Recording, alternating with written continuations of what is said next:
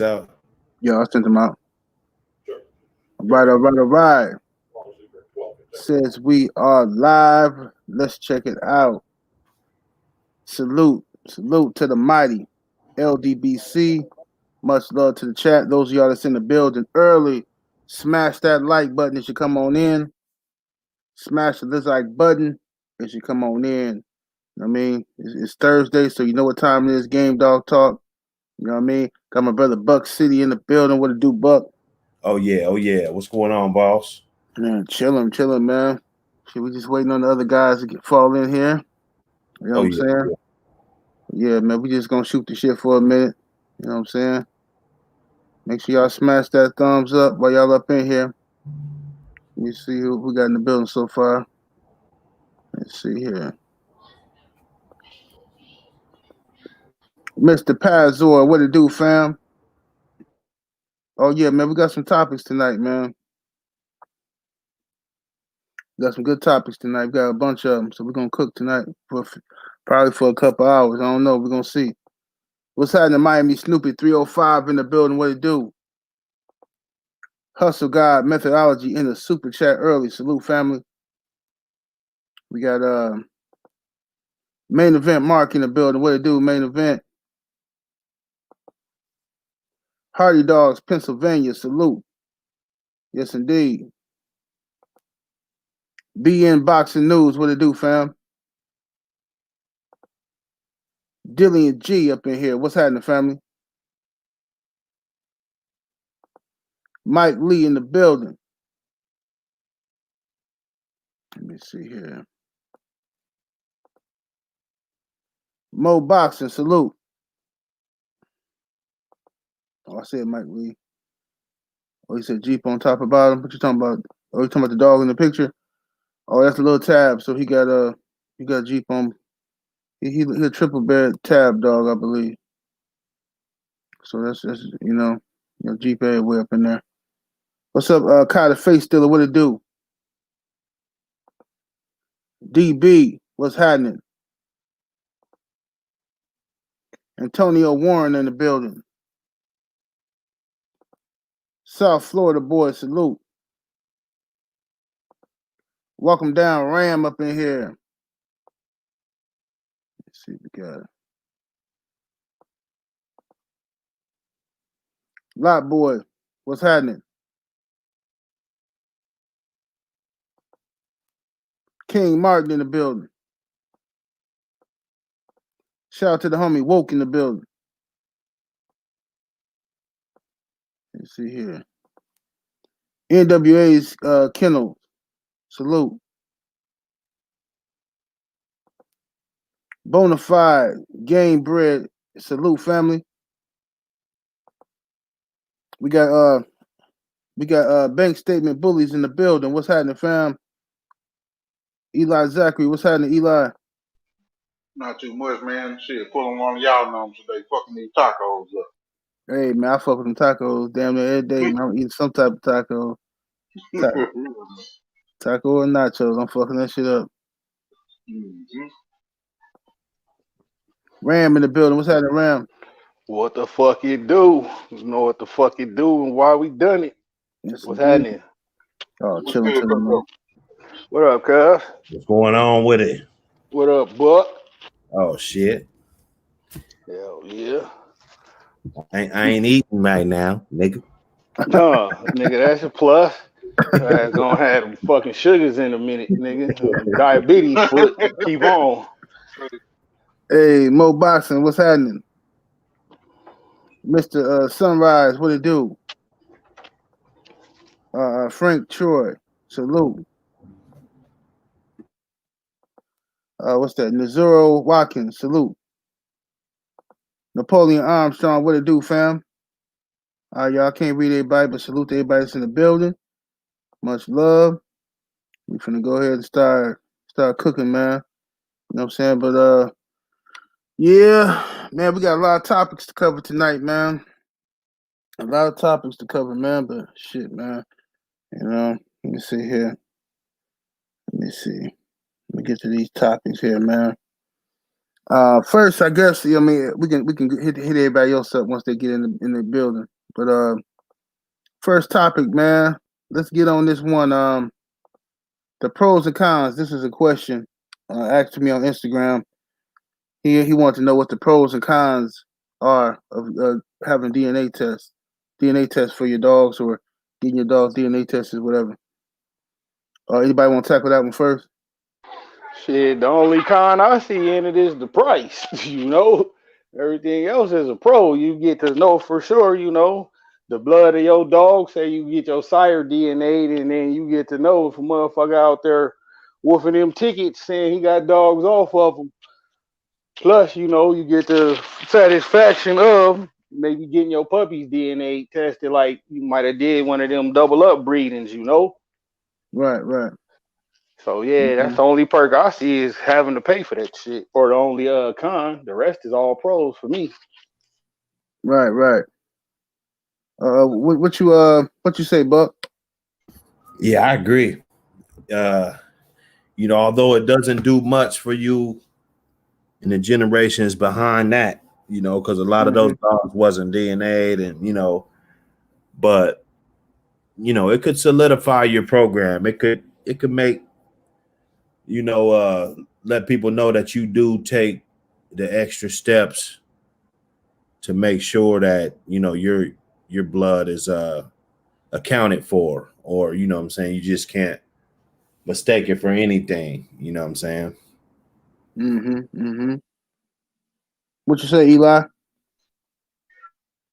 I agree with them both. I mean that it's really not too much of a con to it, and for the price, for having that little bit of comfort, knowing that your shit bred like you said it was, especially if you sent your female off and sent her to go get bred and you wasn't there, you know, if you can get DNA testing back from the person, that's a plus, you know. That way you can compare and know what you have. There's been quite a few in the past that they've been able to get that DNA testing back, and it's either proving that they had what they were told they was getting, or either, hey, I didn't get what I was told. You know, we need to do something to make this right. So I mean, Yeah. it's a plus completely. I mean, Okay. Yeah. Bonafide just said the con if someone do something stupid, they can track it. But but where the dogs come from, track where the dogs come from. Yeah. That's something that yeah. If somebody's out there doing something stupid, one thing that they doing now, the a lot of them animal control people and stuff, what they doing is they're DNA testing dogs, and in some cases they working with dog registries and shit like that to trace where the dogs came from. I mean, shit like that, and just unnecessary hassle. But to me, I think the pros outweigh the cons. You know what I mean? I would rather have my shit DNA tested um just to know, at least like Buck said, at least the dogs in front, the dog that your shit coming off of, at least to know when you start in your yard, you know it's for sure where your shit is coming from. It's coming from this mother and father. You know what I'm saying? And you can go from there. You know what I mean? So that's I think the pros is I think that shit priceless. You know what I'm saying? You ain't got to worry about all the dumb shit. You know what I mean? Somebody just selling you anything. Let me see here. Salute Bert from marketing in the super chat. What it do, fam? Says peace, general. Big peace, ram in the panel. Yes, indeed. Salute to the homie Bert. Let me see here. All right. All right. Now, this is an interesting question here, man. I think I'm trying to figure out what the homie meant by this. I think I know what he meant, but he says, so another question. What percentage is considered an outcross? You know what I'm saying? Like, I guess he's saying like if you breeding, if you have, if you outcrossing your dog, what percentage? If you're looking at a pedigree, I guess this is what I'm assuming. Y'all correct me if I'm wrong. But if you're looking at a pedigree, I guess what percentage would it need to be an outcross? Shit, I say at least a quarter. You know, anything less is uncivilized.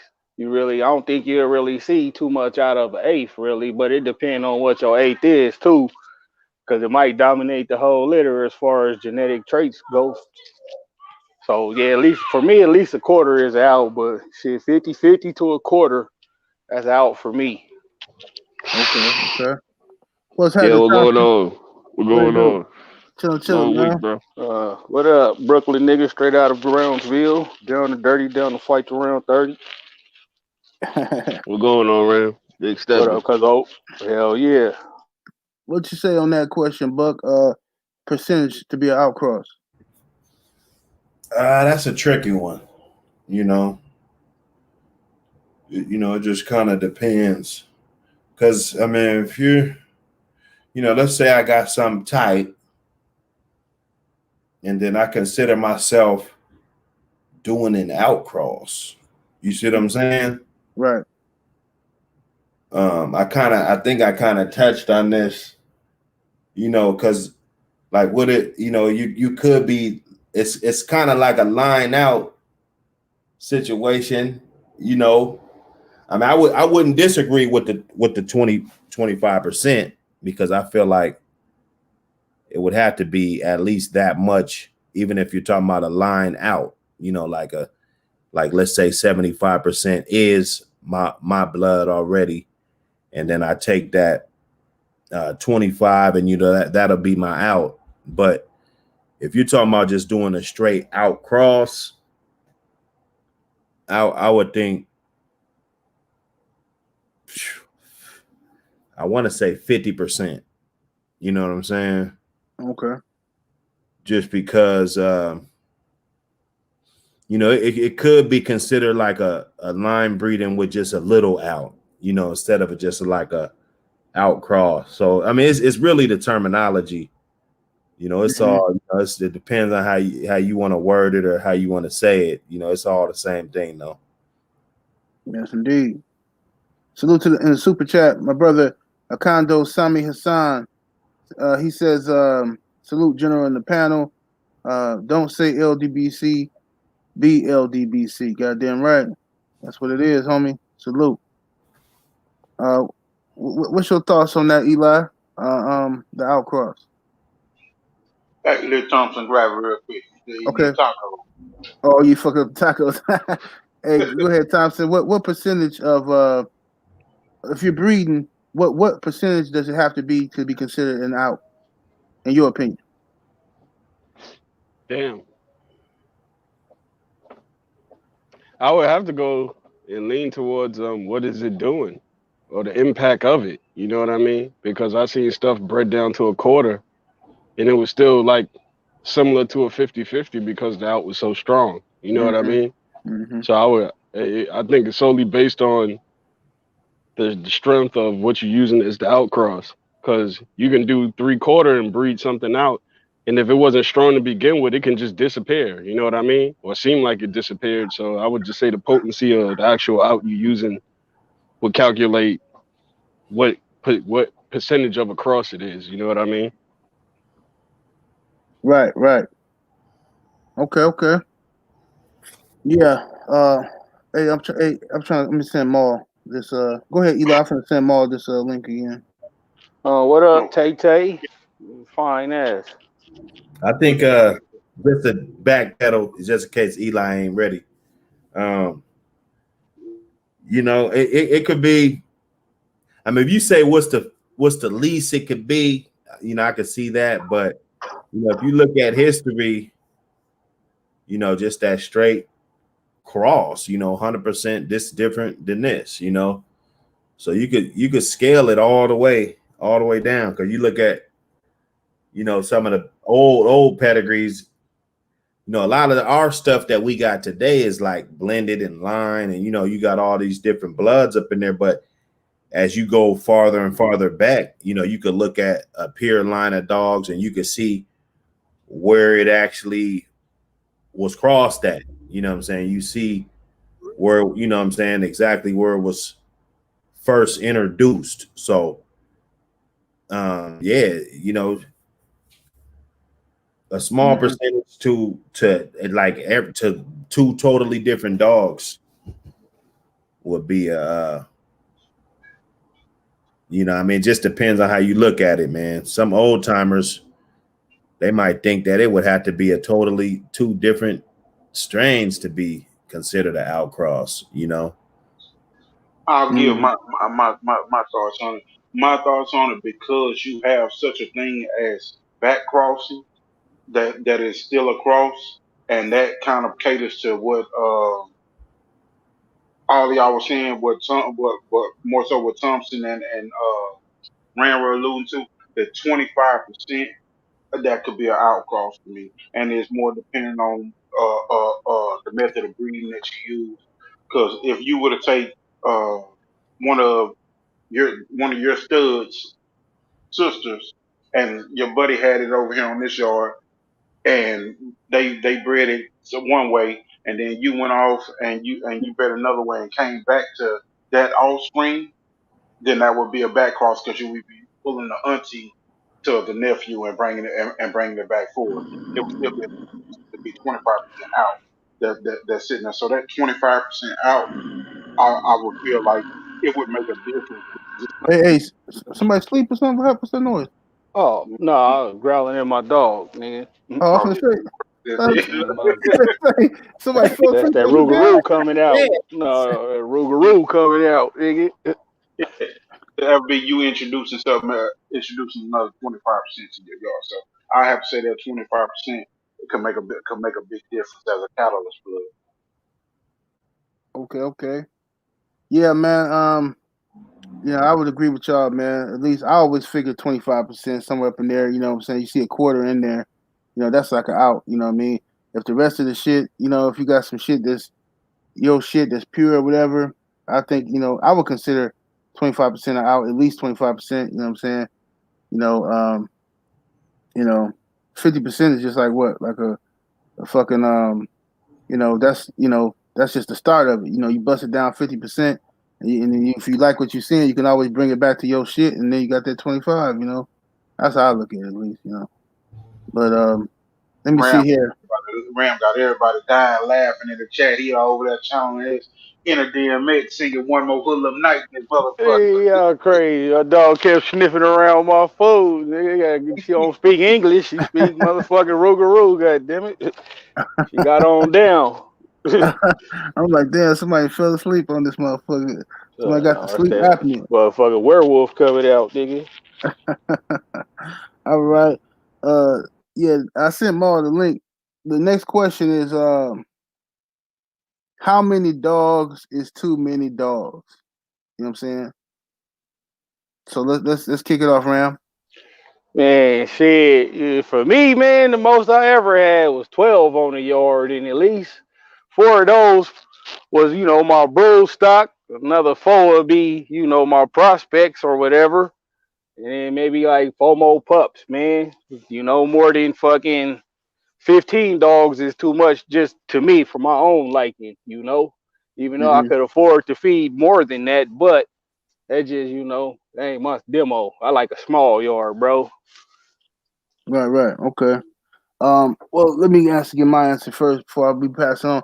I think it's about how much space you have, how much time you got to tend to all of the dogs and shit like that, and how much. I mean, it depends on how many you can properly care for. You know what I'm saying? Because it's like kind of like saying like how many kids is too many kids. You know what I'm saying? To me, what I'm saying. Look, I got 3 children. I love a couple more sons. You know what I'm saying?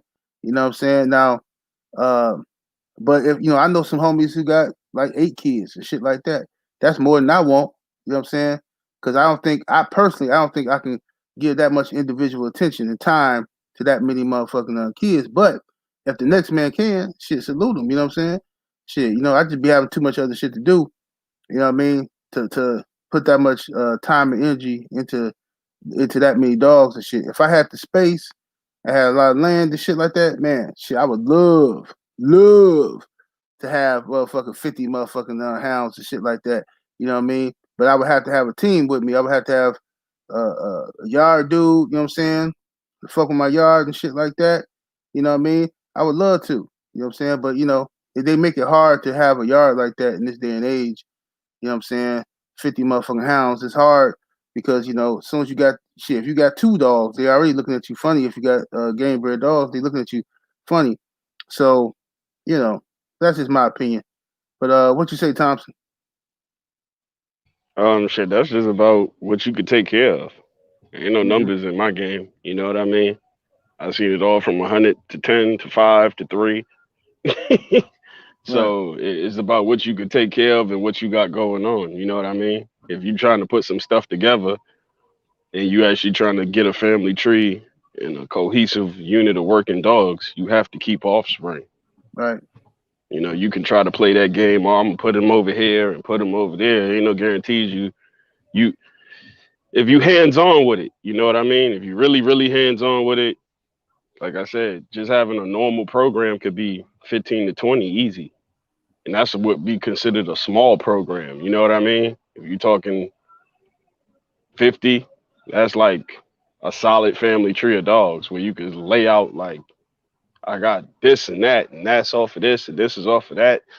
You know, depends how extensive you could get, how you want to get with it. But main thing is what you can afford to feed and financial reasons. But that would be a financial question: what you could afford to do and what you're trying to accomplish in the dogs. Yeah, and it will also depend on if you're a breeder or not too, though. Because like if you're a breeder, you're gonna have to have more dogs because if you breeding dogs and you just drop this litter, you gonna look at a couple puppies like, man, I gotta keep a couple of these motherfuckers, and then you have another litter from another dog, you're like, man, I gotta keep a couple of these motherfuckers. Then next thing you know, you can get to 50 quick if you're a breeder. You can get to 50 quick. You know what I'm saying? If you keeping them motherfuckers and shit and looking at them and shit like that. But let's go to Buck. Buck, what you think, man? Yeah, it depends on your situation. You know, uh, you got to think about boarding and your age. I think it has a lot to do with it. The amount of family members you got, because you can't really go out of town if you got a lot. Right, Unless you got some type of support system. So, as a young man, I'd probably be like, I'd probably be like 7 to 15. You know what I'm saying? I was young. I probably had up to like 20. But it was, different situations. I had helpers and brother, trap house and tent right, over there. You know what I'm saying? So, it just depends on your support system. Some people got some unique living situations, bunch of land, family surrounded, you know, and then yeah, that's it's gonna be of course a lot easier than that. Then you got your dudes that got two dogs and don't, and they got rickets and shit because they keep them in the basement. They don't even take care of those too. And then you got some people got 50. You'll swear that they pull one out. You'll swear that that's their only dog. How pretty right, that dog is. You know what I'm right, saying? So yeah, it's just depends on your I think your age got a lot to do with it. If you're a young guy, you run around, you want to have fun and stuff, and all this shit, you might want to rethink it because it's hard to board and what I'm saying. Like when I had like 3 or 4, it was cool, just fork out some money, put two there, and go out of town for a week or two, but when you got a lot, you got to trust this and that, and people got to have access to your yard if you're not around, and certain little secrets and stuff that you want to keep, and you might not want nobody to know where your yard is and shit. So right, you just got to think about it. But yeah, to each its own. If you want to have a whole bunch, of course the laws and all of that play into the factor. Even though I know people and many people just do what the fuck they do. That's just how they live. You know what I'm saying? But no, I won't never tell you you got too many. I'm not that dude, you know. right, right. What you say, Eli? I agree with everybody else. I mean, it's up to you and your comfort level or where you feel comfortable. You know when you're being consumed by dogs. When it's too much when you can barely feed them. not just even barely afford to feed them when you can barely get out there and just like move around and feed them. Like, oh, I gotta hurry up and go do this, man. I'm gonna go feed tomorrow, because you got too many. You when you in that position when you gotta make too many trips or you gotta putting out too much money to take care of them and stuff. That's on you. Another person's burden to bear and say when it's too much. So that's my thoughts on the same as everybody else. It's up to a person. They comfort zone. Mm-hmm. Salute to Jedi King Pudge in that super chat showing love. Appreciate you, homie. He says, hashtag 414, hashtag Cream City, hashtag American Pit Bull Terrier, hashtag Game Bread Salute, 78 Sports. Much love, bro. Salute to you. All right. Bulldog Mall in the building. What's happening, Mall? What up? What up? What up? Chilling, man. How Look, many mom, look. dogs is too many? Man, I got into. I heard Buck, and then I heard Eli saying it, and I agree. Once it start digging in your pocket, and then you start having to go cheaper feed and stuff, all like that, because the numbers don't lie, and you can't when you got to spend so many hours on it, and the dog food's costing too much. Your lady wants you to go out of town and all that right there. When all that can't be done, you probably got too many dogs. So, that's how I look at it. Yeah. Yeah, man. That's that bullshit, man, right there, man. All them damn dogs, you know what I mean? And it's fucked up, man, because, see, when you got grown dogs, you can kind of, if you got a few grown dogs, you can kind of get away with it. But them puppies and shit, man, I don't trust motherfuckers around my puppies and shit. Puppies mysteriously end up missing and all that dumb shit. You know what I'm saying? I don't know. But, regardless, yeah, it's just about, like you said, what you can afford to spend your time on, how much space you got, and how dedicated you are to them shits. Shit, some people say, shit, man, you don't need one car, go to A to B. Some niggas got 12 cars. That's just what they like. You can't drive Hell whatever you yeah. want. You know what I'm Nobody said it was supposed to be easy. saying? Yeah. I You used got to have to, a you cousin got to when do I what when makes I you when happy. I had my yard. I used to let him walk my dogs for me and shit. So I pay him to go walk my dog for me. I had him walk a little puppy, and he came back to the house, and I looked at him. I looked at the puppy. He was gone for like an hour. I was like, shit. I said, y'all had y'all good walk, huh? He said, yeah, yeah, man. I said, man, stop fucking lying, bro. He said, what you mean? I said, bro, you set your ass at the motherfucking park with that puppy. You ain't fucking go walking. I say, look at him. He come around here just as fresh, hopping around and shit, and you just walk for an hour. That right there let me know that I was getting to that point because I need to be walking my own shit and doing my own shit that I couldn't trust. Mm-hmm. I heard that. Definitely hear that, man. I had the my boy. He had went out of town and he asked me to look after his dogs.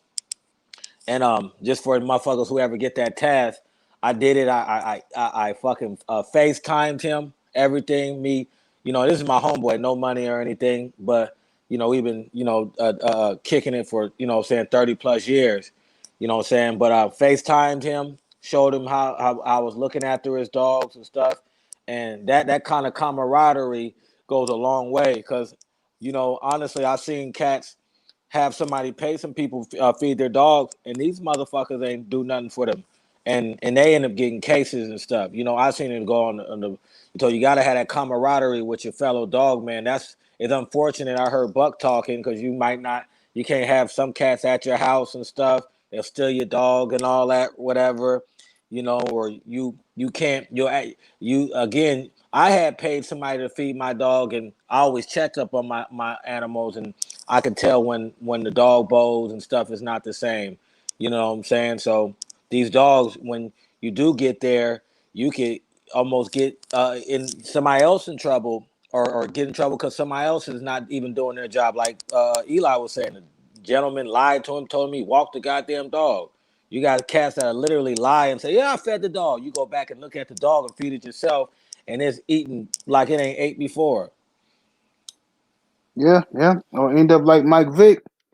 Let the motherfucker fuck with your yard. They be back there getting high, drinking, and talking shit with their boys and shit all up in your yard. Oh man, I want to see what he can do. Let me see what this one can do. Next thing you know what I'm saying? You own the dogs, you own the land, and motherfucker put you in a position to be a rat or do a bid. You know what I'm saying? Stupid ass shit. You gotta be somebody you trust, man, to fuck with your yard. Let me see here. Agreed. Mr. J Dub 20 Texas. What it do, family? Salute to you in the super chat. He said, salute, fellas. Salute to you, homie. Yeah, man. Ram, what's the question here you had here, brother? I'm trying to word it right. You said, uh, feeding what you can afford to feed, and the number of dogs. What you mean by that, Ram? Like, this how I do my shit. Like, if I could afford to feed fucking 8 dogs, I'm only gonna take care of 7, maybe 6, just so I can have that buffer in between in case anything unexpected happen, like Oh, a okay. yardie or whatever. You know, motherfucker get sick, might have to rush him to the vet. Just you never know. So I do that. So I have that buffer in between. I won't be putting myself out too much. And Right, that's right. another reason why I don't got a big ass yard like that. No way. I like to keep that shit boom, boom, boom. All my dogs get, top notch treatment and shit because I could afford, to feed this many, but I'm only feeding this many. Right, So that right. extra fucking -2 dogs or whatever, that's gonna have my other 5 shining like a diamond. Mm-hmm. So that kind of go into the first question there. Yeah, yeah, that's why I wrote them back to back like that. Okay, okay, yeah. Yeah, man, shit. Like I say, man, I feed my dogs a little, I kind of depend on, right now with these dogs and shit in the wintertime, I kind of overfeed them a little bit just to keep some weight on them and shit like that. But, and I kind of spoil them with other shit. I give them like meat and shit. It started off giving them meat, raw meat every other day. Now I get them motherfuckers raw food meat with they kibble every fucking day. I don't have to do that. So if shit ever get bad, them motherfuckers just be eating kibble. You know what I'm saying? What they gonna do? Cry? You can eat some kibble. See, y'all motherfuckers been sitting around here living the life for a long time, eating motherfucking ground beef and chicken and shit every motherfucking day. You know what I'm saying? So I cut A, that shit out. a lot of that goes with the character. I know some people that could afford it and literally give their motherfucking dog some bullshit. So it it goes a lot of ways. Like I've seen how you're feed on your dogs. I know cat. You're feeding obviously what you can afford to, but the character you like, that's your boy. Here, let me hook my nigga up with a goddamn some hamburger. I know some cats that'll Right, literally be like, hell no, I'm not giving no dog no hamburger. I'm eating that hamburger. You know what I'm right. saying? So I just wanted to say that because a lot of like Ram has said, he feeds what he can afford, and if you notice, a lot of people, we had some discussions about dog food, and the conversation was always what's the most inexpensive versus cost effective. Because it's that balance. And a lot of cats don't take that into a context. They'll say, okay, well, I could feed 100 dogs because the way that Ram is looking at it is basically you using sheer logic. He's saying, okay, if I know I can feed 10, I can feed 5 quality. You know what I'm Right. saying? It's kind of like a nigga with some bitches. You know what I'm saying? I got to give him the 7-8 pimp's perspective. You can have 10, you can have 10 bitches. You know what I'm saying? But if you only got 7 days a week and 24 hours in a day, 10 bitches ain't gonna get the quality time. So you might have to share, do some cutting and stuff, go Yeah, down to 7, and you're gonna get more effective results with the women. Therefore, with all the time, and it's the same thing possibly in these dogs. You know what I'm saying, with the feed and so forth. Yeah. yeah. That's a good point. Shit, I had to call some bitches 2 months ago. You know what I'm saying? Bitches didn't shit, it's too much work. Too much work, man. Yeah. Right. You gotta when you and you know it when when you as a person when you can let some shit go. Not when there's too much. You just hey man, like even with the bulldogs, you can. And I know I see it. It's too much. I'm gonna give some away. I don't have to sell them or whatever because it's really nothing. Same thing with the women. Hey sweetie, it ain't gonna lose my number. You know. No, yeah. I don't never let a bitch completely go. I pass her off to one of the homies and some shit like that. Saying somebody got, you know what I'm saying, gotta eat. Can't let the bitch free and loose to the streets and shit. You know what I'm saying? What's up, KQKC? What's happening, fam? Salute to my brother in the building, KQKC. What's up, Kendrick Killings? I see you up in here. Hey, homie had a question. King Royalty says, while we on this topic, how many hounds should you start your yard with once you find the stock of dogs you like? Hmm. What you say, Buck? Uh, that it's all perspective, man. Some people could say, just three. Some people, man, this is the dogs I like, and I wanted some results fast. I've been around slow doggers. I've been around fast doggers. So you know why you got one dog, man. He might have one dog for 7 years, and what I'm saying, breed them once or something. What I'm saying, and then I've been around dudes that had litters every month. What I'm saying, and they were effective. You know, so just to start, I say 5 dogs is a good number because it's plenty for the guy that only wants 2. And if those 5 are good, or 3 of them, what I'm saying, you can build from that and get your numbers. You can get your numbers up. But what's more important, you're not just getting the numbers up, but you're actually monitoring what you're bringing up at the same time, versus starting off with 20. You could get, things could get a little uh unorganized, I should say. Like when you're breeding and building yards and stuff, it's a lot of stuff to pay attention to, a lot of those traits, and a lot of things that you do and don't want, adding and subtracting. So I think 5 is a pretty good hefty number to start with. Mm-hmm. And it would depend on too. It goes to the other question, like, you know, how many motherfucking dogs you want in your yard to begin with? Because shit, if you're just trying to do a little small, you just getting into the game and you want to see what you got, shit, yeah, a couple of them. Start off with a couple of motherfuckers and shit, and just see what you got, versus getting a bunch of them. Because if shit don't work out, you don't want to be trying to find places, homes for all them damn dogs. Salute to my brother BFTB Boxing in the Cash App. Salute, homie. Let me see here. Anybody else? Eli, you want to tackle that one? Yeah, I say 2 or 3 for me, because you can get to know 2 or 3 good breeders, or 2 or 3 good quality dog men, and get one from each one of their stock and compare and see what you like best. And once everything shake out to which ones you like best, which 2 you like best, you have an opportunity to do a breeding and raise your own and see it all the way through. Because if you're new with dogs and you just get a whole yard full of dogs, most likely your impression is, oh, I can do this breeding, I can do that breeding. But if you just get that 2 or 3 and you go ahead and just watch them grow and and see what they are, you're gonna have one male and 2 females, or 2 females, uh, uh, uh, uh, 2 males and 1 female. You're not gonna have so much of a mind towards just breeding so much as you'll be seeing them and raising them and getting to know what your stock is. So that's my thought on the 2 or 3. Okay. What you say, Thompson? That go back to situations again. What you built for? If you familiar with the dogs that you getting, if you just starting out, I think the question is if you just starting out. Some shit is a marathon. You know what I mean? Like Buck had alluded to, you got some fast people and you got some people that's slow. You can get one dog, raise that one up, then get another one later on and raise that one up. If you're gonna have the mindset of you trying to build a program, it's all based on your situation, on how many dogs you can feed and house. Because if you have one breed and you keep 2 or 3 off of that, now you got 5 dogs if you just bought 2. You know what I mean? So the numbers, like I think 78 was talking about it, the numbers pile up quick. So, it's just about what your situation is and what you cut for.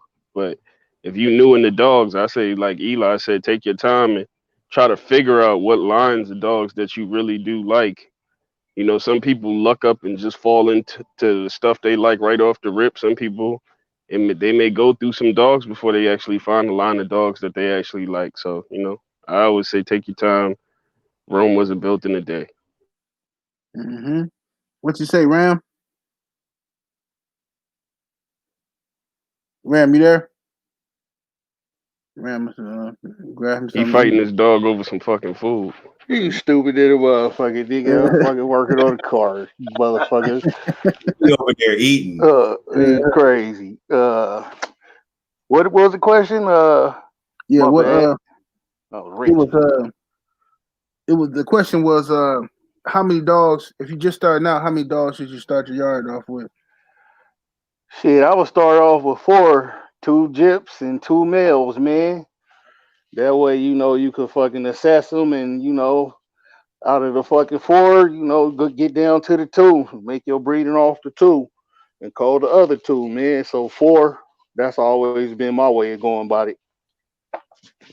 Okay. Yeah, I put that 4-piece on your ass. 4-piece chicken nugget. What you say, Bulldog Mall? Ram said exactly what I would do if I say, for instance, if I was gonna have start off and I was gonna choose, like, I guess in the scenario wise, choose some Patrick dogs.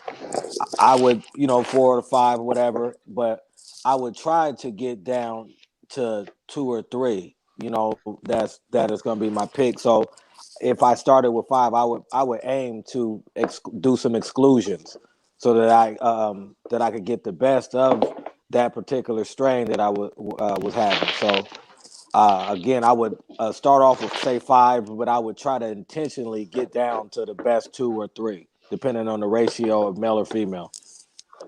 Mm-hmm. Okay, everybody hit that one. Salute to Ramsey Piper in the super chat. What it do, family? He says, what you guys think about organ meat for dogs? Eli, what you got? That's a must. You know, organ meat is where all the good vitamins and minerals are from for the dog. You know, I mean, you have your beef there, you have your good enzymes and and natural creatine. You know, and your natural fats, your iron builders and everything. But that organ meat has everything in it. That organ meat is a must in raw feed.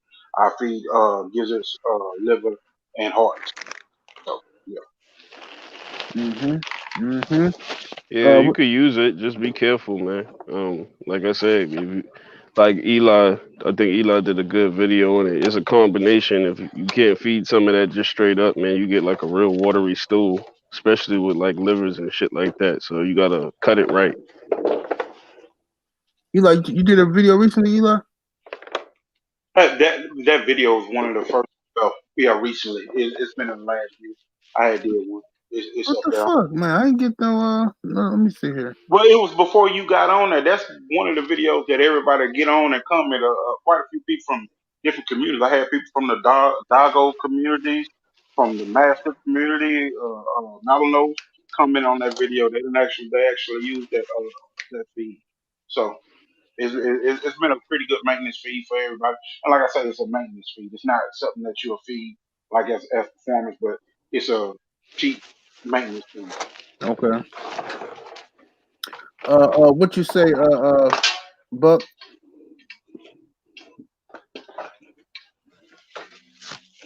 Buck over there eating. That nigga got a plate full of motherfucking Man, nachos. get the fuck out of here. I don't think it's bad, for your dogs. I mean, as long as you use it in moderation, it ain't, they're not just binge eating with the shit. The dogs, I like to believe that they need like not too many different things, but a well balanced diet. That's why I lean to the kibble so much, because it's it gives me a little, the little vegetables and stuff, just to certain things that I'm probably just too lazy to meal prep and all that stuff. You know what I'm saying? Mm-hmm. Right,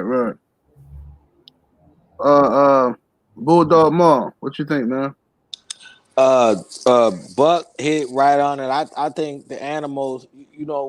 There's a lot of people that go to the raw, but the kibble kind of gives them a little bit of everything. In the all the organ meats have a lot of good minerals up in there, even for humans. I was raised up. My grandma and my mom fried liver and shit. You know what I'm saying, and gizzards and stuff.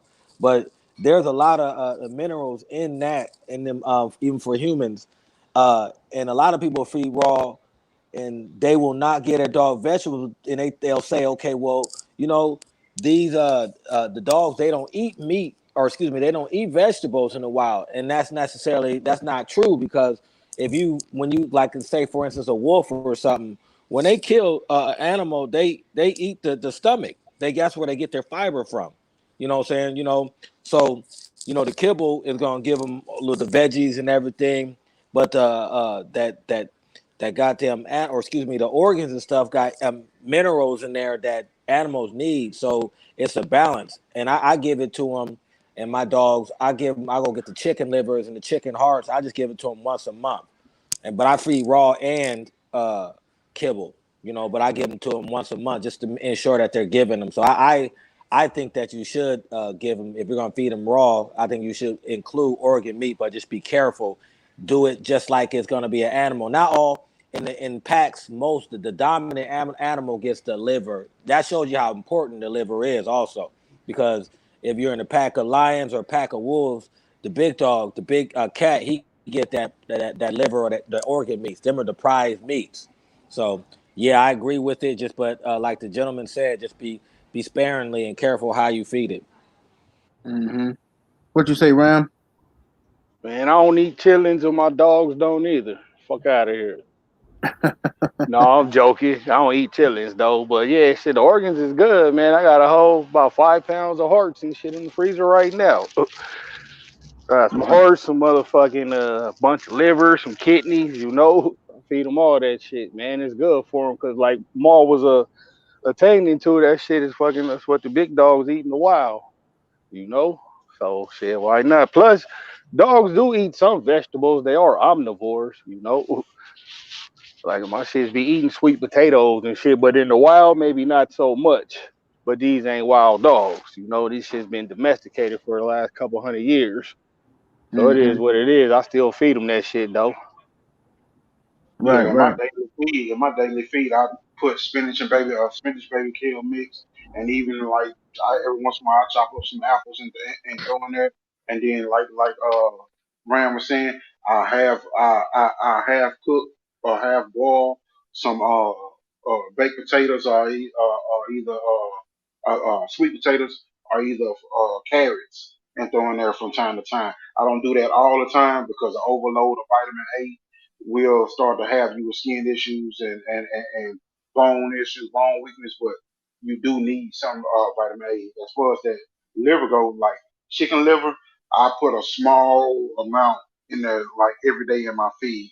I go back and forth between beef liver and chicken liver, and I like chicken liver because chicken liver is the one of the highest in amino acids, which are building blocks for muscle and everything.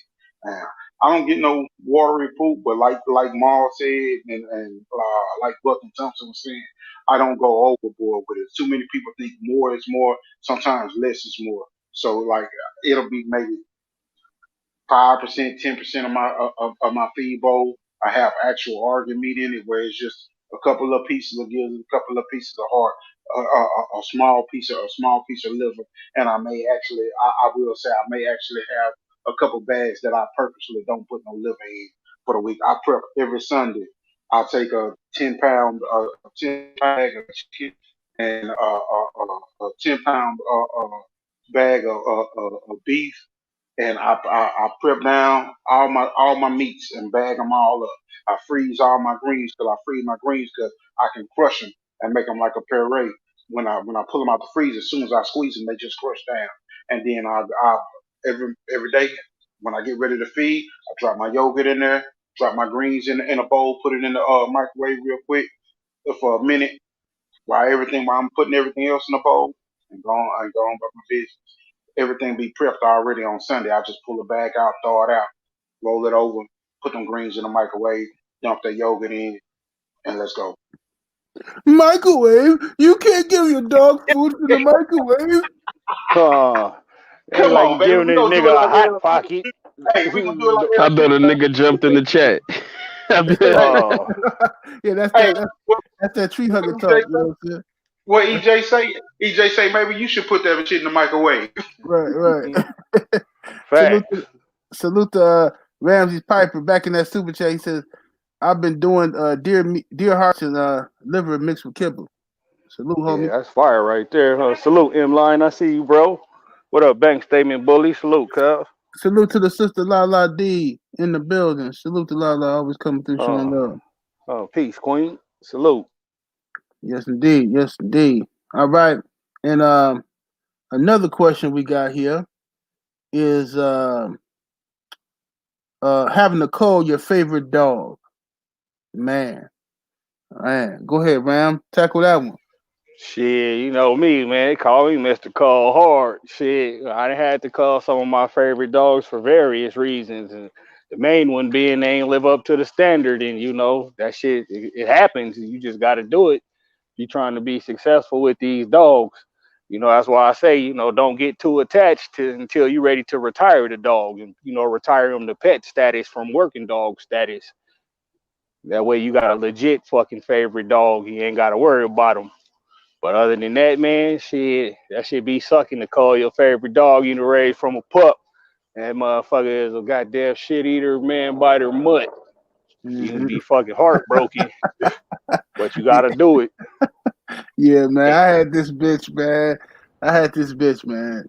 I loved her little crazy ass though, man. But she used to get on my fucking nerve, man. I mean, this bitch, but she was an escape artist. She can get out of anything. It don't matter. I mean, only thing you can confine her with is on the motherfucking chain. If you had her anything else, she climbing. She bite through shit. You know, the bitch is crazy. Then on top of that, the bitch like to eat her own shit. Okay, shit, then eat the shit. I'm like, you nasty, filthy fucking slut. You know what I'm saying? Then she'll do weird shit like this. What really pissed me off? This is the one that really get me. You feeding her, you pour her a bowl of water, and the bitch take her hand and knock over the water on purpose and just look at you. What the fuck is you doing? Why'd you do that shit? Now you got to clean up the fucking water and shit. You know what I'm saying? So, well, I can't even say what I do because, tree huggers and shit, whatever. But the shit used to piss me off. I'm like, this bitch is ridiculous, man. What the fuck is wrong with this dog? And she used to do it all the time, bro. The bitch cost me so much money escaping, killing neighbors' cats and shit, man. Just crazy ass dog, man. Just doing too much, man.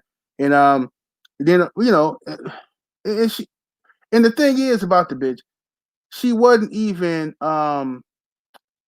this was not no box dog. She wasn't turned on. She just stupid, just do dumb shit. So it's like if you're gonna be, I understand if you doing all this goofy shit and you out here looking for smoke, but you ain't looking for no smoke. You just doing dumb shit, irritating me. So yeah, man, many a nights I thought about taking that bitch on a long ride. You know what I'm saying? Many a nights, but I ended up giving it to somebody who got a little more time for it, just one-on-one time, and she working out good with them. You know what I'm saying? She working out good with them. But Hey, I had to step away from my family real fast. Y'all done said something that look my daughter, bro. She used to come in there and play with the puppies with me and shit. And she had picked her favorite fucking puppy. And we had got close to the little motherfucker. Shit, the motherfucker got older. He gone. Uh, Daddy, what a dog at? Oh, baby, we had too many, and the neighbor was starting to complain, so I gave him to Mister Such and Such. And she like, oh man, right. why you giving him away? Well, this one right here, baby, we've been having him. He was older, and we need him a little bit more. The house dog, bro, shit at the door all the fucking time, every day. Everybody got used to and trained. Motherfucker look so goddamn good before, and then just don't make it, and then it's like, what happened to him? I took him so I can bring the other one back so we can start working with it for the shows, and it got bit by a snake on the yard, on the other yard. Mm-mm-mm. Gotta come up with an elaborate plot, boy. Yeah, Kids yeah, ain't Bro, understanding none of that, right, nigga. no, right. not just kids, my wife, everybody, bro. This dog in the fucking house.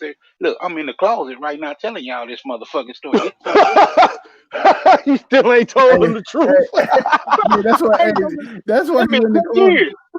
Hey, I know what you're saying, Eli. Because look, the dog I was just talking about. That look, right now, my wife and kids think the dog ran away. They think the motherfucker ran. They don't know I gave that motherfucker dog to my homie because But my wife and kids, they love the dog. But I'm like, shit. Okay, you love this motherfucker, but you ain't cleaning up. You ain't cleaning up after this motherfucker. You ain't spending money to get shit fixed. This bitch chewing through. The bitch doing all kind of weird ass shit. You know what I'm saying? Bringing all kind of heat to the house. So I told them, I said, look. That bitch ran away. She escaped. My wife, man, that sounds fishy to me. That sounds suspect. Well, the bitch ran away. What Yeah. you want me to do? Look, Shit. my wife and sister cornered me talking about something. Why is it that it seems like all the ones that we really like, you always get rid of? I was like, shit, I don't know. Shit be happening. Look, it's been like 10, 12 years. They still be looking at me like, bro, I don't know about that story. I'm like, I'm telling you for real, that what happened. That's that old. We took him to live on a ranch. Shit, nigga, will take me to the ranch to see him then. Right, right. They gotta start picking better dogs. Shit. Hey, Buck, you ever had the cold? One of your favorite dogs? Yeah. You gotta have a cold heart, bruh. You know, Mm-hmm. all this emotional ass shit. That's why this game ain't for everybody. You know what I'm saying? Mm-hmm. It's about the betterment of the breed. Don't get in these dogs if you're not gonna stick to the code and you're gonna be getting all emotional and shit. You know what I'm saying? It's the way it is. That's why some breeders they didn't breed the dog until the dog was of age so they could see exactly what they breeding. That's why people say that. Some people think they're just saying that to be mean and be all of this, but it's so you won't have to go through that. So you won't put some dogs in other people's hands, and then these is dogs that they done lost respect for. Mm-hmm. So yeah, I done had to do it. I'm a cold motherfucker though. You know what I'm saying? It ain't nothing to me. Yeah, yeah. Yeah, I'll get rid of dog in a minute. Like, and I Put, like them too, but put me as an example. You know what I'm Yeah, saying? I fucking call one of my homies. Shit. yeah, yeah. Yeah, yeah. That's I how. I I didn't have to do that. Like my one a good dog that I really like. I had to give him away. Buck know who the dog I'm talking about. He's beautiful dog, but I look at it like this. You know what I'm talking about, Buck. hey, but a beautiful dog. I gave him away. But this is the thing right here. That when we be talking about, man, we talk about that drop of shit in the gallon of water. That's how that you could try to keep that dog as beautiful, as bred good and everything. And that, saying it's not for the program, but you still try to breed him anyway. That dog, 10, 15 years later, you're going to have these dogs and that problem is going to rear its head. You know what I'm saying? That little drop is going to make your gallon of water a drop, basically a gallon of shit, because you're never going to be able to get it out of there. It's like your foundation bricks. You know what I'm saying? Yeah, You got Yeah, that shit that blood. yeah. Well, we already know they'll say, oh, like when I'm breeding cold dogs. You know what I'm saying? Most of them cold dogs that and people give these examples and stuff of these cold dogs. Well, such and such produce they have, but there's some lines. I won't even speak on the names. They get a lot of cold dogs right now because that.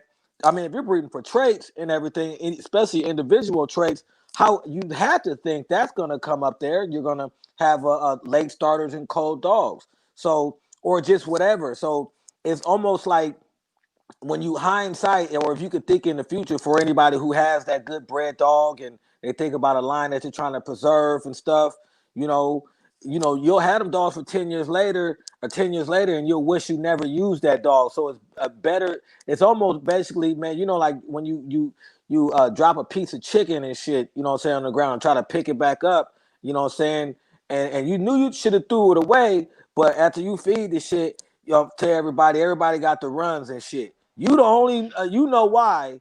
Why niggas got the runs? Well, You know what I'm yeah, saying? you whoever Yeah, cooked that chicken yeah, and yeah, dropped that on the chicken, ground yeah, all raw and grab, slimy. yeah, You go just yeah. You put know some what I'm saying? flour on it. You put some Right, dirt on it. You be all right. Hell right. no. Right. So it'll show his head, you know what I'm saying, that bad dog, because it's almost like a contradictory when we say we're breeding for traits. Because that dog would be whatever, for whatever it is, whether it's cold, the dog is doing whatever, that shit passes on. You know what I'm saying? And again, you can literally use the example of all these cold dogs, but if you look at the line and ask the people who have these dogs, and ask them what the ratio of that, what I'm saying, the code or whatever trait that they didn't like or whatever, that's generally unacceptable. And I guarantee if you did a poll, it'll show up. You'll be like, oh, okay, I see why. You know what I'm saying? That's why real strict breeders, there's a lot of good breeders in the past that I hear a lot of dog men talk about, and they'll say, I had a breeder tell me, like, they'll say this certain breeder had got rid of a dog that I would have kept. You know what I'm saying? And there's only a very few people who are actually willing to do that. You know what I'm saying? So yeah, that was just my take. Okay, Yeah, okay. yeah. I don't know. I ain't never had the color favorite because if I had to get off my yard, it wasn't my favorite. It was probably my least favorite. But, Right, right, right, but, but yeah, it's a standard that you got to uphold on what you got going on. If you don't have a set standard, it's hard to breed dogs. You got to have a set standard and what you're going to accept and what you're not going to accept. And just like the brother Maul was saying, you start accepting more shit come out in the wash. You know what I mean? It's really very simple. People make it very complicated, but that's with any type of livestock or anything you exclude. And for the tree huggers, it don't mean put down. Just exclude from your program. If you could get a dog away, fix it, whatever. It's just not cut out to be part of your program and moving forward with dogs that you have. And it all comes down to standards. People who allow more shit, they get more shit. Real simple. right. I don't know why everybody keep thinking it's about killing them and shit. You know what I'm saying? Every time you say cold, motherfucker, man, please, man, motherfucker, cold. You can call it. You just removing some shit from your situation, man. That's all we talking about, man. Just like you do a female, you don't fuck with no more. You don't kill the bitch because you don't want to be with her no more. You just say, hey, Uh, man, go do your thing. You know what I'm saying? Whatever. nigga cold old drawers and socks and wife beats. Shit. Right, right. You know what I'm saying? Motherfuckers, tight ass pants you can't fit no more and shit.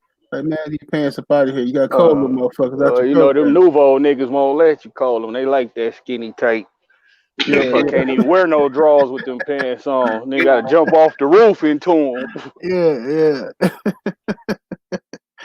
Hey, DC UTA in the super chat, salute family. He says, have you ever called the dog that did good later? Me Hell per- no. My cold stay cold. Shit. Simple as man, that. you ain't giving them to nobody, huh? Oh yeah, well I'm saying like shit, the motherfucker gonna be neutered or spayed, so shit, how good I don't give a fuck how good you do. After that, you can't throw me Can, nothing back. And obviously I wouldn't want nothing back if I called your ass in the first place. can But I Mm-hmm. I give him can a I fair shot though. I let him grow up and all that too. But yeah, I'll can let you I interrupt me right quick. Oh, my bad. I just wanted to No, I'm say fucking with you, bro. no, no. Well, it was almost a story like what he's asking, and I gave this one dog I had to my partners. I called him, and I ended up having to put this female at his house. So the dog that I had called, I had put this really good female that I had bought at his house, and I was feeding the dogs and stuff. Go out there and feed her, and his dog. He had the male that I gave him in the house and stuff. But I guess I wasn't paying attention, her being in heat or whatever, But one day I came up back there to go feed her, and that son of a bitch was stuck to my bitch. And long story short, I didn't think she had was gonna have any puppies because I kicked his ass off and shit, and I looked at her. She had a tight a little tiny little stomach or whatever. I go out there. One day, she got a big. She done built dug a big old hole and had 7 nice puppies. Anyway, that I gave him. I called my homeboy up. I was like, "Hey man, come get all these puppies." I gave the puppies away, and I'll show you guys the breeding to them later. But gave the puppies away, and they end up going. My boy who got them, he put them in some good hands, and them people still talk about them dogs to this day. Yeah. Yeah, Shit so crazy. so I never so what I'm saying is they people where I said, man, I didn't like that dog. So I didn't purposely use him, but he did in a sense. Everybody felt that dog produced well. So I don't know if that answers the question, but it's almost a story close to it. Okay, okay. What you say, Thompson? Shit. That it depends on why you call. You know what I mean? Everybody thinks the call is off of a cur. You know what I mean? I could call because I just don't like the way you fucking act. You know what I Mm-hmm. mean? And I'm keeping it a hundo with you. I know old dog men that are cold dogs that bark a lot. Get them right the fuck up off the yard. I don't like all that Shit, barking that's shit. me. Hell yeah, Yeah. that's me. So Yeah. it depends what the call was for and who called. I called dogs that I just thought was obnoxious, and I was, they turned out to be phenomenal fucking dogs. Some people that shit don't bother them. It annoys me. You know what I mean? I try to keep a certain standard on what I like. The standards is levels to the standards. So it depends on what the call was for. And like I said, I've had dogs that I purchased that it didn't pan out. But holler at homeboy who I got it from. Hey, I'll take him back. Take the dog back. 3 years later, everybody and their mama running around talking about the dog. Damn dog was sitting on my fucking yard. Right, So right. the shit works like that. Mm-hmm. What you say, Eli?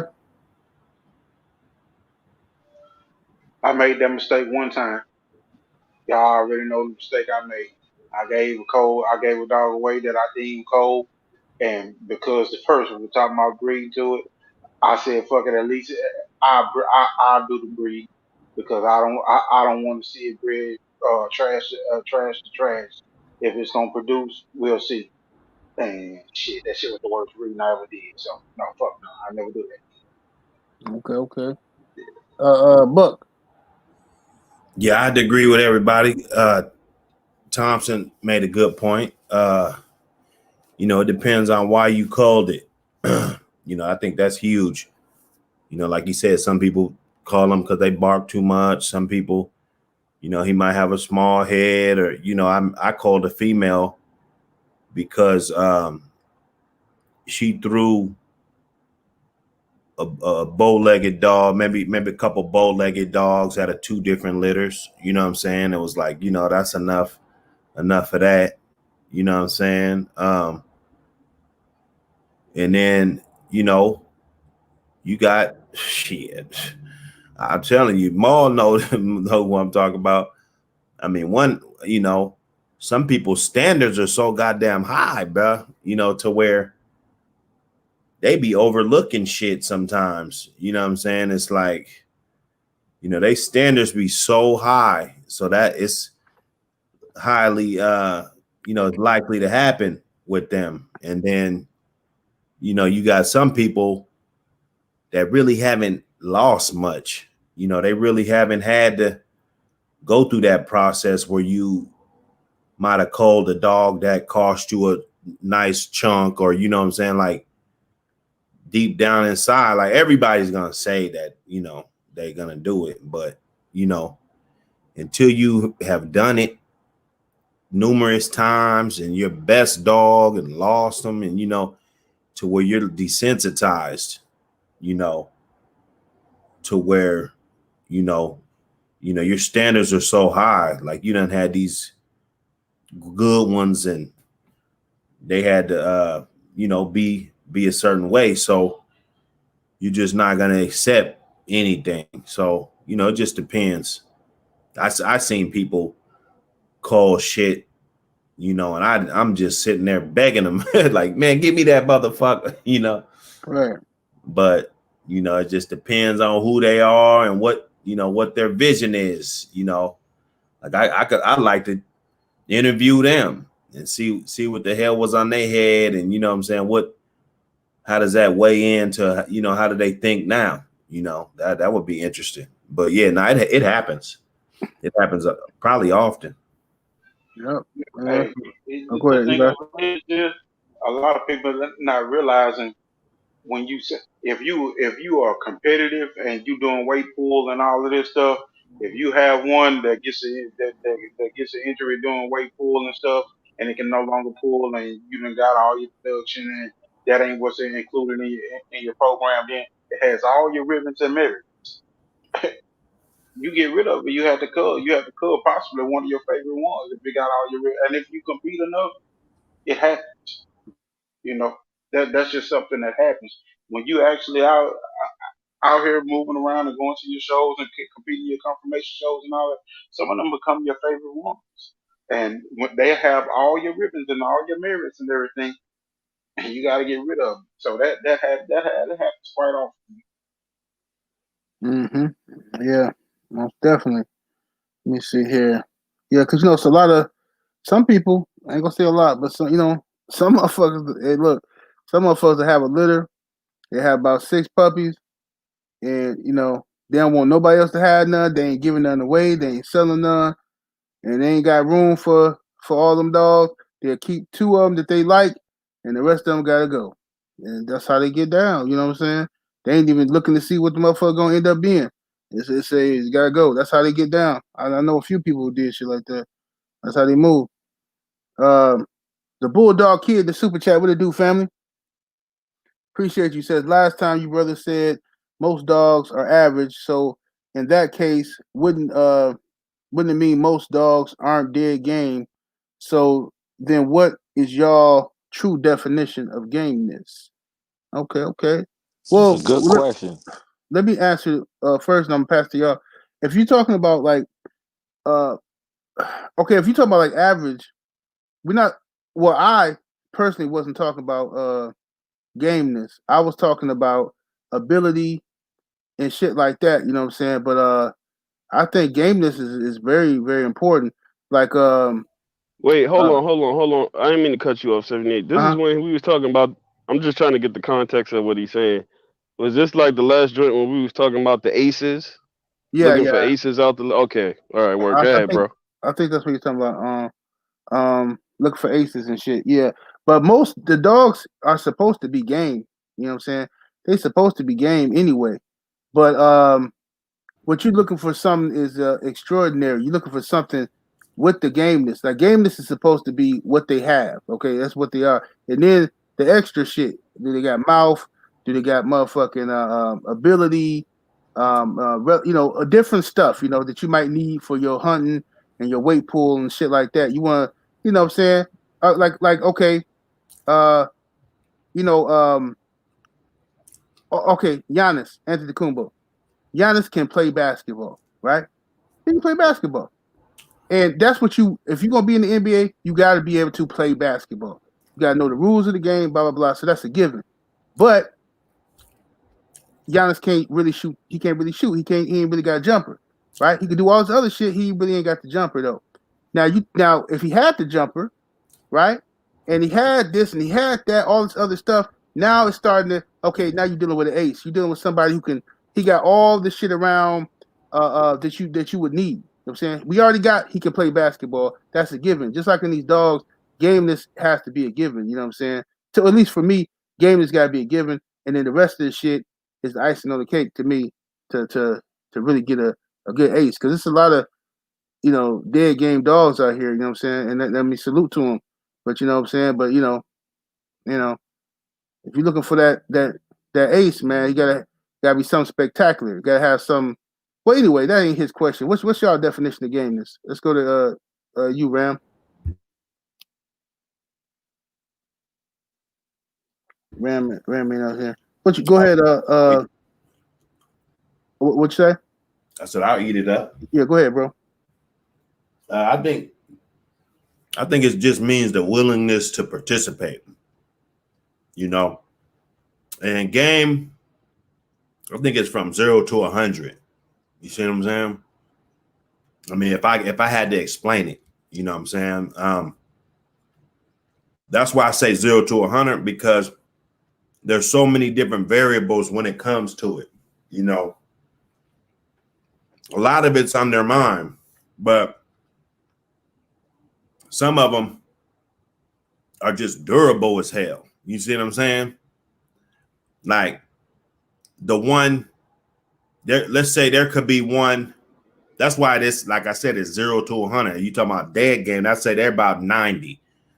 You know what I'm saying? So if you're not up to 90, then I wouldn't even say you're dead game. But you get ones that maybe got the brain and they just want to go all day or whatever, but you know, they're just not as durable as the one that might be a punk inside, but you can't get to that layer.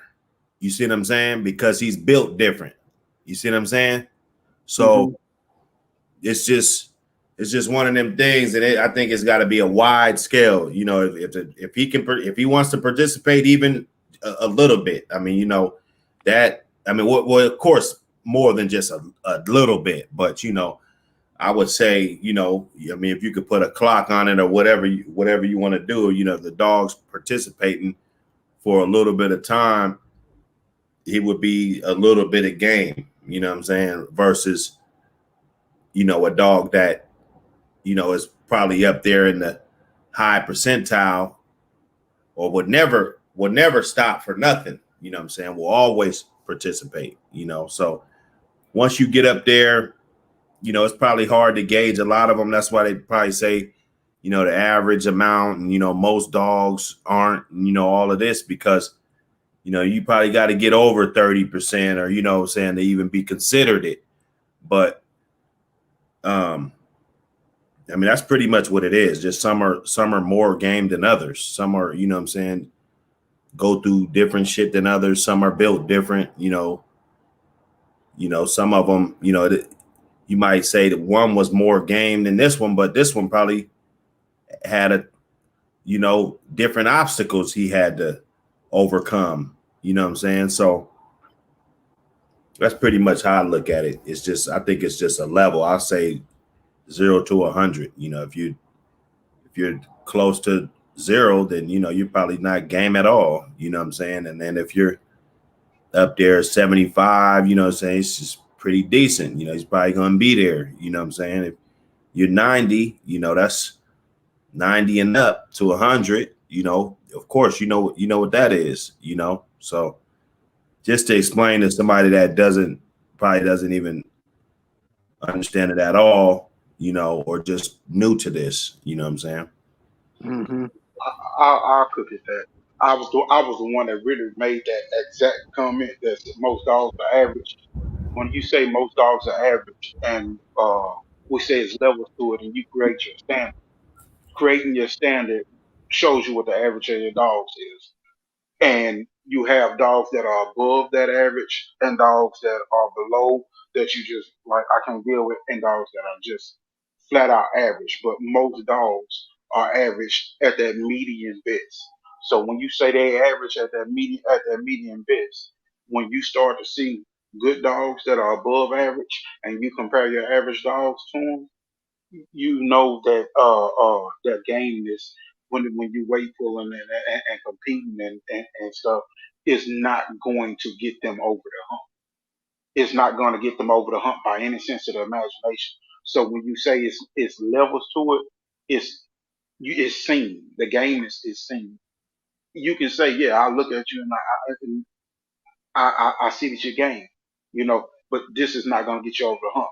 This goes back to our choices on Culling. Are you gonna go ahead and pull and say you're not gonna get over the hump anyway? I seen that it game, you're not gonna get over the hump anyway, or are you gonna go ahead and say, you know what, hey, this is something I can deal with. I got a better prospect to put this one with to go ahead and get me over the hump in my breeding program. I need to keep this one around because I got a brother, and just in case I lose it, I really like him, but just in case I lose him, I got this game is in an individual is seen. It's really not something that you can put a rating on even dead game. You can't say a dog dead game just looking at it. You No, gotta he got you know. So, he got to prove that. yeah, so you it all of it is proven. At the end of the day, it come down to when you say your true definition of it, you gotta see it. If you don't see if you don't see it to say to make that judgment is on you beyond it actually showing you. You know, if you say, well, it's been good, but shit, what was the level? What was the level of competition? Yeah, it was good in that level of competition, but in this level of competition, you know you can't really compete. Are you willing to push this envelope and try anyway because you believe you game enough and you believe you may be able to outwork them? You may have more drive in you. You know, that's that type of where it's levels to it.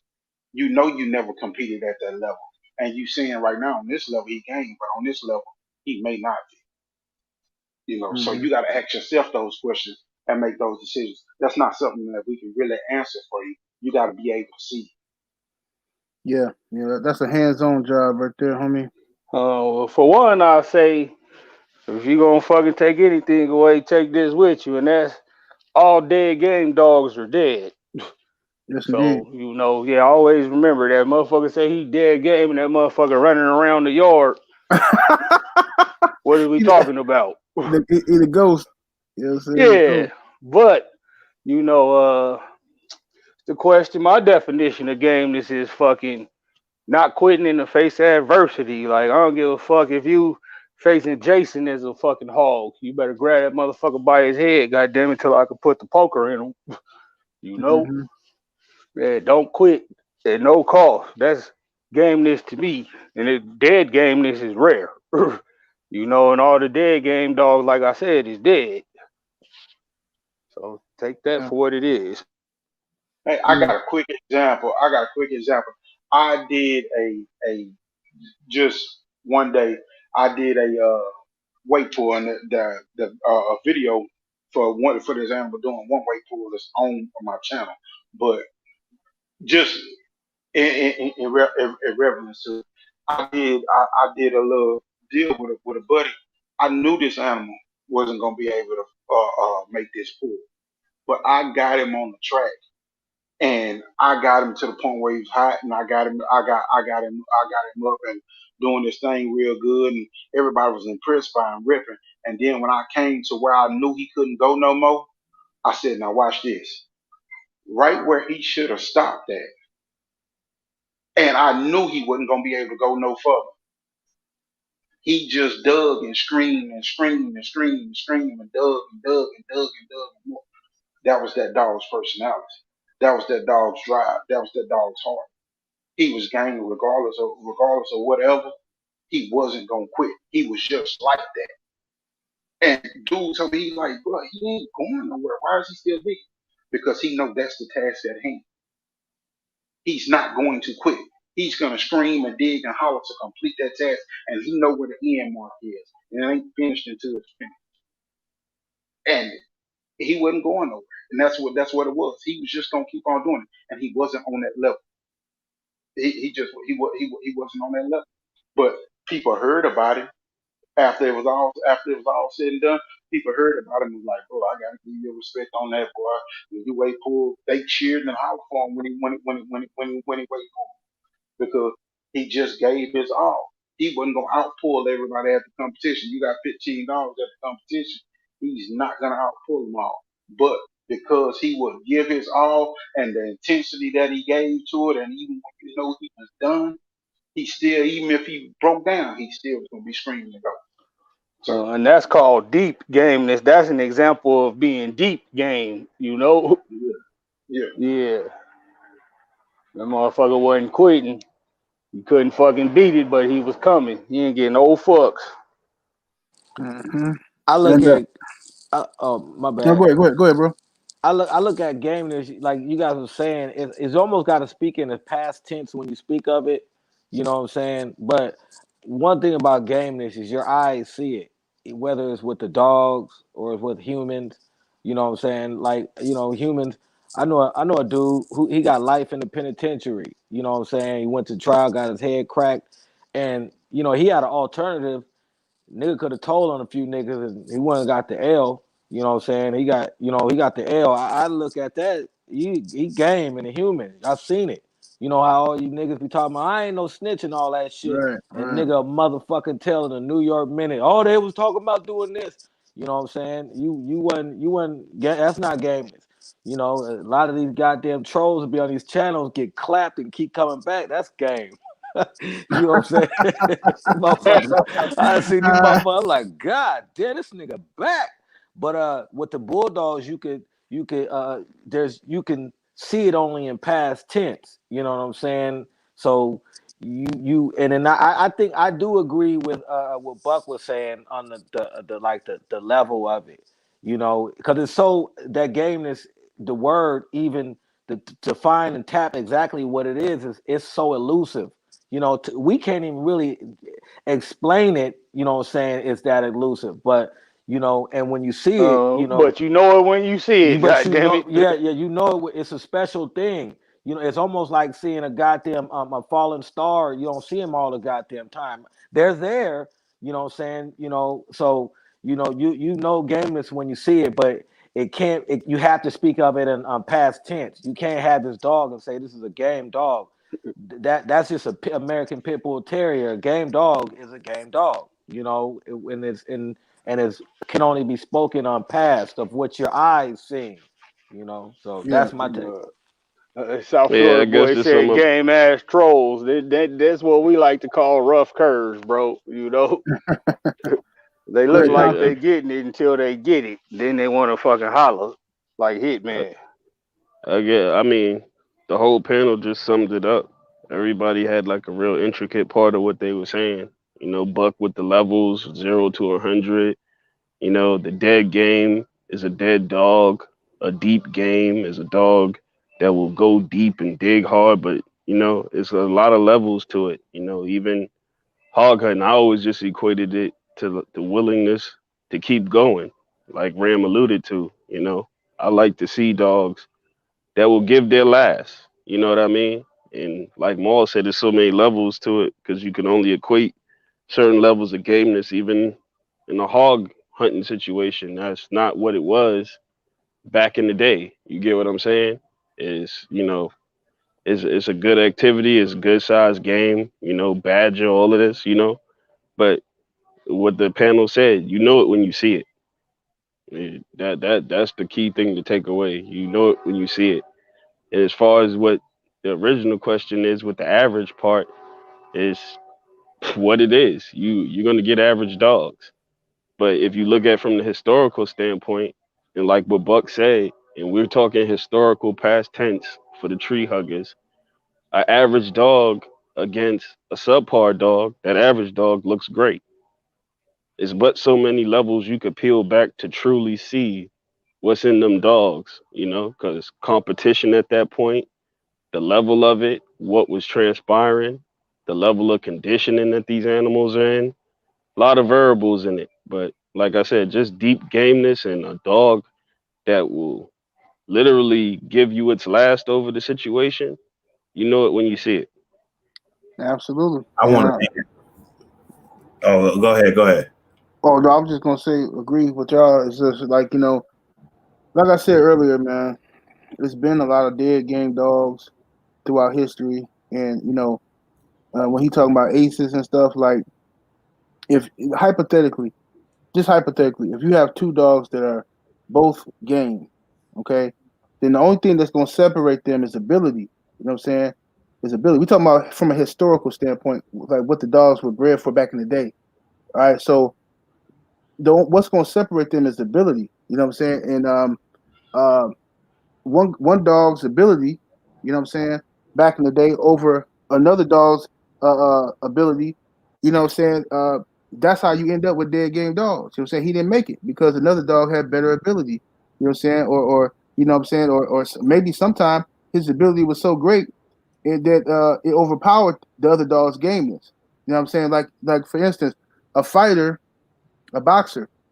Okay, this is how I look at it. A boxer. Me and Ram always talk about this. I feel like if a boxer quit, he's a fucking cur. Forget about him. Okay. Now, a fighter shouldn't be in the ring thinking about preserving his life. All right, man. That last punch hurt. I don't feel right, man. Now I'm a quit so I can live to fight another day. You know what I'm saying? Now a human being thinks like that because we still have our self preservation. We still have that mentality. You know what I'm saying? Our brain work like that. If something hurt, we told to stop doing this. You know what I'm saying? And preserve ourselves. And these dogs, what they bred for is to remove that self-preservation instinct from them. So they're gonna go full speed ahead, and they don't care. It don't matter how bad they getting whooped. It don't matter how hard the task is. They believe they can win. They believe they can defeat whatever's in front of them. They believe that they can finish this task. You know what I'm saying? That's gameness. You know what I'm saying? And you should always have to save your dog. Your dog shouldn't be thinking about saving itself. And that's why I respect Deontay Wilder. Motherfucking clown them all they want to. You know what I'm saying? But what you saw in that ring was gameness. You know what I'm saying? That's what you saw. You saw a motherfucker, you know what I'm saying, straight game. Now you see a motherfucker like Kell Brook, what you see? You know what I mean? Oh, that hurt. I quit type shit. Man, fuck up out of here, bro.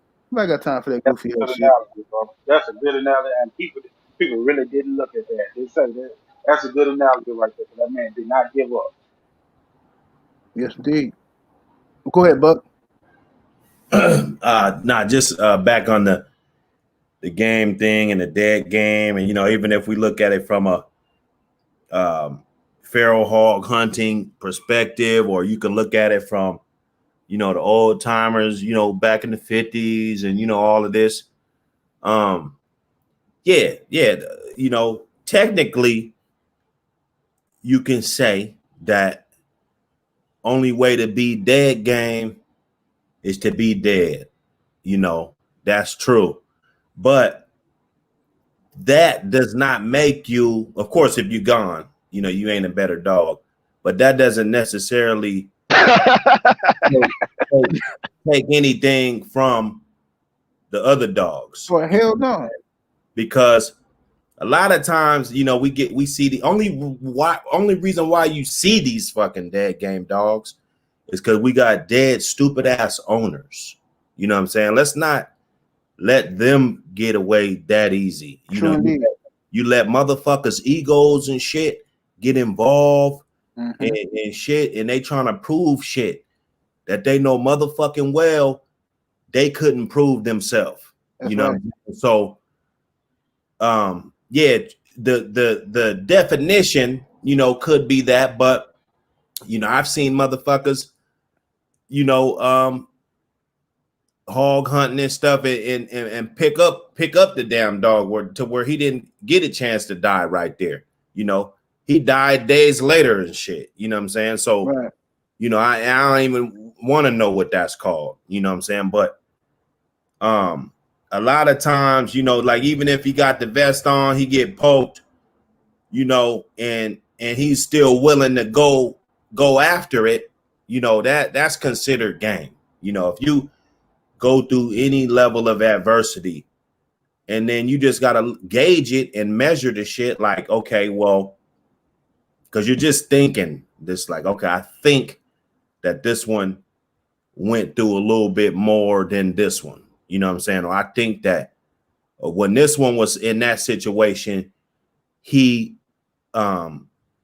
responded this way. You see what I'm saying? So then you look at it like that. But a lot of times, man, a motherfucker ain't got time to be trying to find out if his shit's dead game. You know what I'm saying? Yeah. The motherfucker picking that motherfucker up. You know what I'm saying? You're goddamn right. You got do. You know what I'm saying? So exactly. It's just got to be a level of gameness. You know what I'm saying? You just run with that, and if that's what you want to base your shit off, then that's what you're gonna have to live with.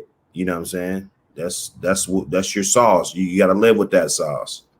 I agree. I think I think a lot of dogs, you know what I'm saying, if they was picked up at the right times, you know what I'm saying, historically speaking, you know what I'm saying, if they was picked up You know what I'm saying? Back in the day, in the 40s. Well, not even hunting. That's what I said. Even Yeah. like, I I got know. people, they calling me.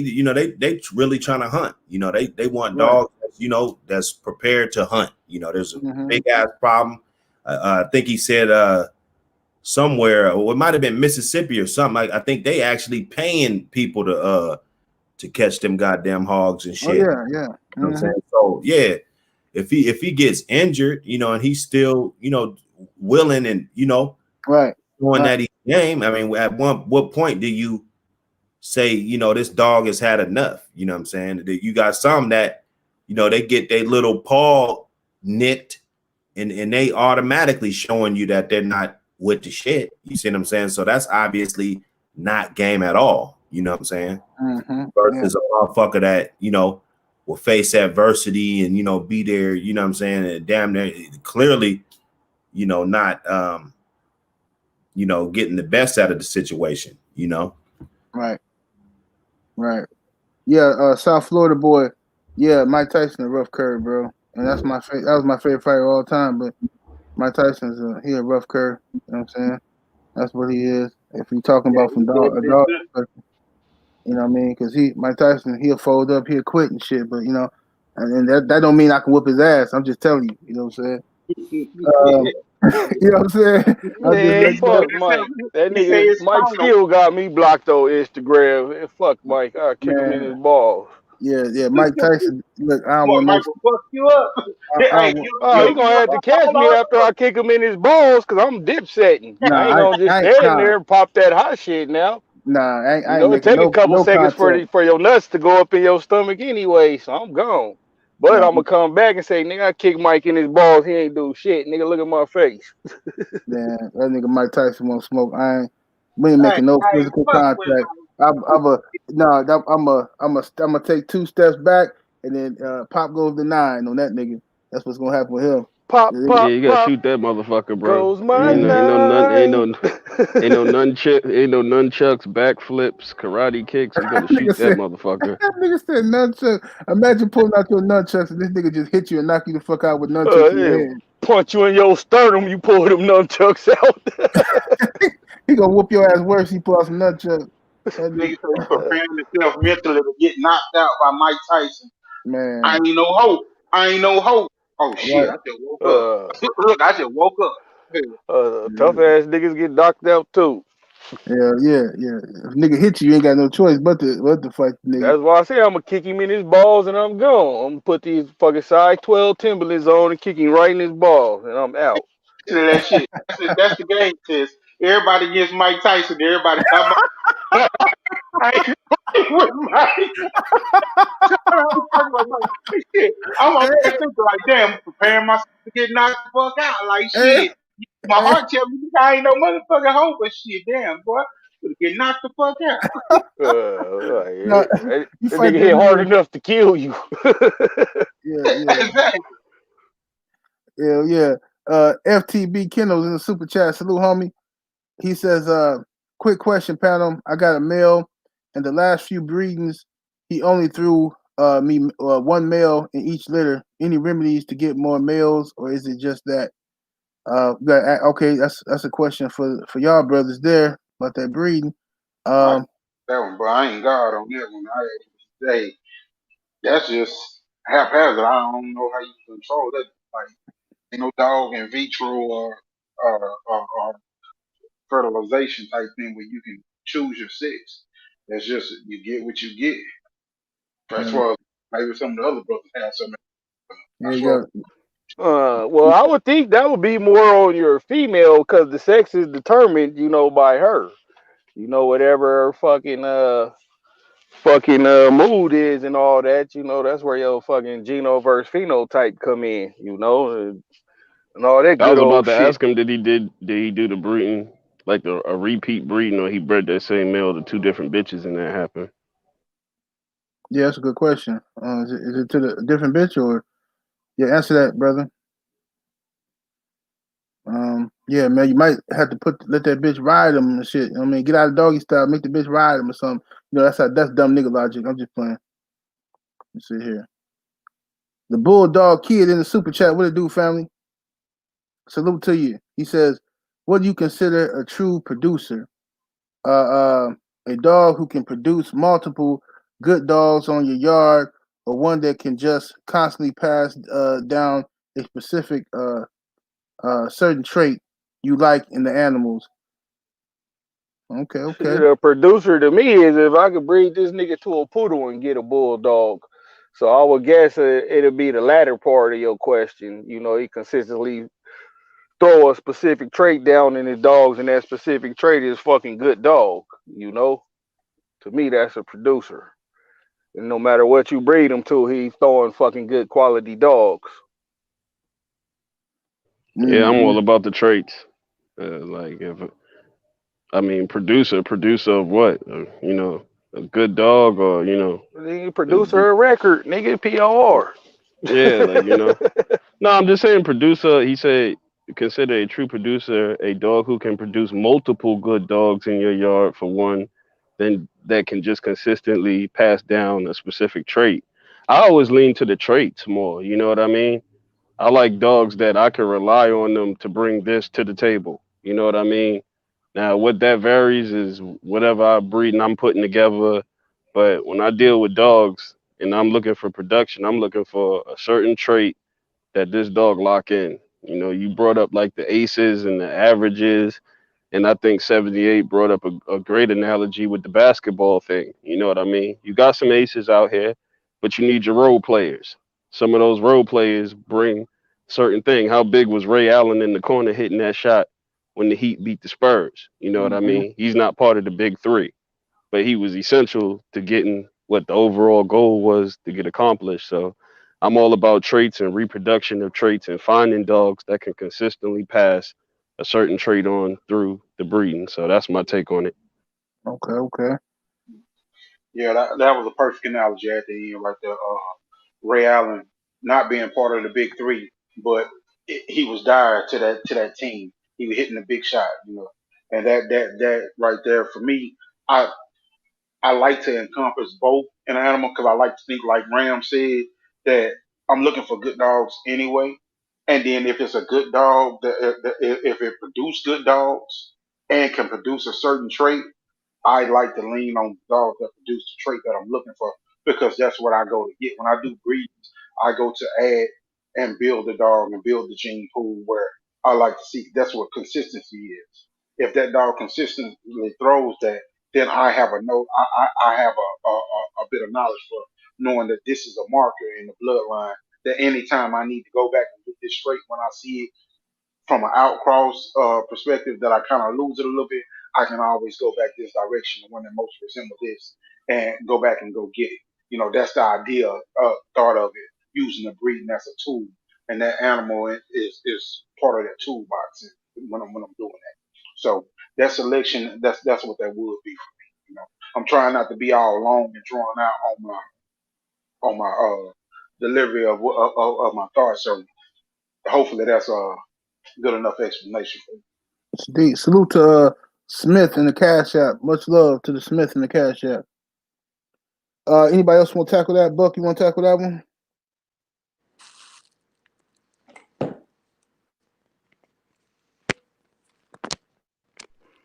Nigga Buck then fucking had a diabetic coma.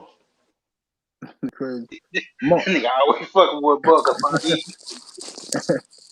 Mo, hey, Buck Mo. come back rattling the chip bag. Yep. Fucking Yep. snack Yeah. packs. I Nigga got snack packs and shit. Buck having Uh, a diabetic coma with your bitch. well, tell that bitch fucking come cook some dinner when she get her, and nigga, make sure you pay her on the way out. Hell yeah. Buck, hey man, we don't pay nobody, man. You know, Oh, then you ain't with my bitch then. this shit, this That shit. bitch lied to you. She ain't my bitch. Shit. She about to check your message. She probably already served you. You know, we play this shit by the rules. Uh-huh. What's your answer to that, Buck? You got anything on that? On his question, Bulldog? Um, I mean, if a dog is producing, good dogs with multiple dogs and everything, I mean, you know what I'm saying? You just gotta Gotta hold on to him. I would say he's a good producer or above average producer, you know. Then again, you know, it goes to, you know, the level of competition too, you know, like, you know, if you know, I mean, everybody, we just got a bulldog, man. I think, you know, a lot of these questions, you know, they'll be solved with just that hands-on experience, you know what I'm saying, with these animals, and find a lane to what you want to do. And, you know, if you feel like you can accomplish that with those dogs, then, you know, that's your answer right there, you know, in my book, you know. Mm-hmm.